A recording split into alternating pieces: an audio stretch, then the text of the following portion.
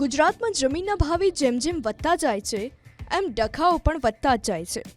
જર, જોરું અને જમીન એ ત્રણેય કજિયાના છોરુની કહેવત એમ જ પડી નથી. મહીસાગર જિલ્લાના બાલાસિનોરમાં પણ એક જમીનના પ્રકરણમાં આખરે એક પોલીસ ફરિયાદ નોંધાઈ, જેમાં ભાજપ નેતાજીના દીકરાનું નામ સામે આવ્યું છે.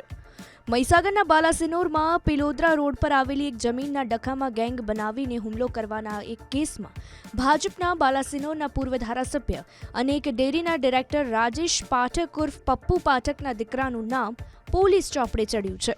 જીગરકુમાર નાથાભાઈ પટેલ નામના વ્યક્તિએ આરોપ મૂક્યો છે કે એમની મામાની જમીનના ડખામાં પાર્થ પાઠક સહિત 20 વ્યક્તિઓના ટોળાએ તેમની પર હુમલો કરી ગળદાપાટુનો માર માર્યો હતો. આ પહેલા પણ કેસરીસિંહ વિવાદમાં પણ રાજેશ પાઠકનું નામ જાહેરમાં ચર્ચાયું હતું.